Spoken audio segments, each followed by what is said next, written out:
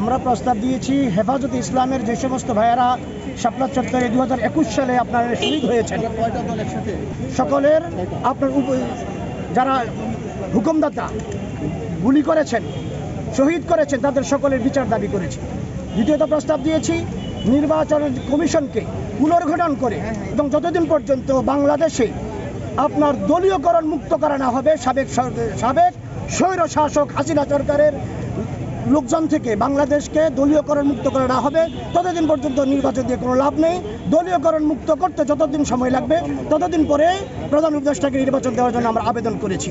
প্রধান উপদেষ্টাকে এটাও আবেদন করেছি পুলিশ এবং র্যাব হেফাজতে যে সমস্ত আসামিদেরকে জনগণকে রাজনৈতিক কর্মীদেরকে গ্রেপ্তার করে নির্লজ্জ নির্যাতন করা হয় ওই নির্যাতন থেকে মুক্ত করার জন্য ব্যবস্থা করার কথা বলেছি। আমি খেলাফত আন্দোলনের সিনিয়র যুগ্ম মহাসচিব 2009 সালে আমাকে গ্রেপ্তার করে র্যাব 1-এর আন্ডারগ্রাউন্ডে নিয়ে আমাকে নির্যাতন করেছে 3 দিন পর্যন্ত। 3.5 ঘন্টা আমাকে উপরের ছাদের সাথে লটকিয়ে কাপড় খুলে উলঙ্গ করে ল্যাংড়া করে আমার লজ্জাস্থানে কারেন্টের শর্ট দেওয়া হয়েছে। এই সমস্ত নির্লজ্জ আচরণ থেকে আপনার নির্যাতন থেকে জনগণকে মুক্ত করার জন্য প্রধান উপদেষ্টার প্রতি আমরা দাবি জানিয়েছি। প্রধান উপদেষ্টা রাষ্ট্র পরিচালনার ব্যাপারে আমাদের কাছ থেকে সহযোগিতা চেয়েছেন, আমরাও প্রধান উপদেষ্টাকে সর্বাত্মক সহযোগিতা করার জন্য আশ্বস্ত করেছি ইনশাআল্লাহ। আপনাদের কোনো নির্বাচনীয় কোনো প্রস্তাব দিয়েছেন কিনা? নির্বাচনীয় প্রস্তাব দিয়েছি যতদিন পর্যন্ত বাংলাদেশকে দলীয়করণ মুক্ত করা না হবে ততদিন পর্যন্ত দলীয়করণ মুক্ত হবে, তারপরে নির্বাচন দেবেন। যে রাষ্ট্রীয় সংস্কারে যে একটা আওয়াজ উঠেছে এটার জন্য সরকার বর্তমান অন্তর্বর্তীকালীন সরকার রাষ্ট্রীয় সংস্কারের জন্য যে সকল উদ্যোগ নেওয়া হচ্ছে আমরা এটাকে সমর্থন জানিয়েছি এবং এই জন্য আমরা ওনাকে সর্বাত্মক সহযোগিতা করব সে কথা বলেছি। বর্তমান পরিস্থিতির উপরে রাষ্ট্রীয় সংস্কার অনেক জরুরি। রাষ্ট্রের মধ্যে একটা শুদ্ধি অভিযান চালাতে হবে, ঘুষ দুর্নীতি যা আছে সব কিছু বন্ধ করতে হবে। আমরা সরকারের কাছে আরও দাবি জানিয়েছি পাচারকৃত টাকা দেশে যেন ফিরিয়ে আনা হয় আর একটি সুষ্ঠু অবাধ গ্রহণযোগ্য নির্বাচনে একটা সুষ্ঠু পরিবেশ তৈরি করা হয়।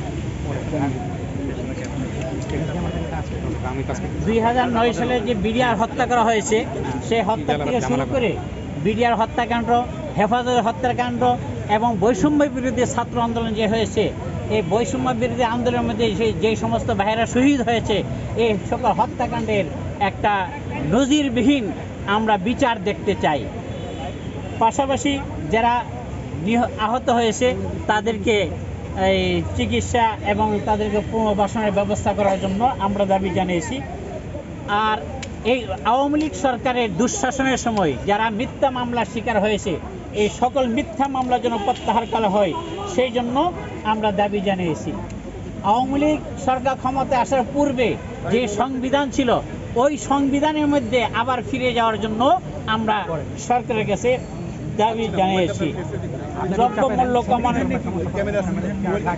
সংবিধান নিয়ে বলেছি যে আওয়ামী দুঃশাসনের সময় সংবিধানকে অনেক কাটাছেঁড়া করা হয়েছে, এই জন্য এটাকে বাতিল করে আবার পূর্বে যে সংবিধান ছিল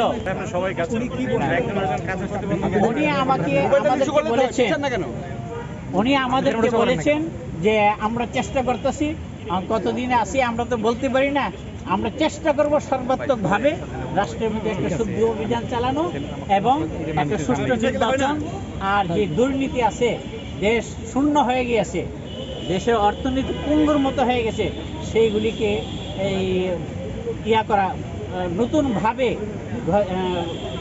নতুনভাবে আবার ঠিক করার জন্য আমরা চেষ্টা করতেছি।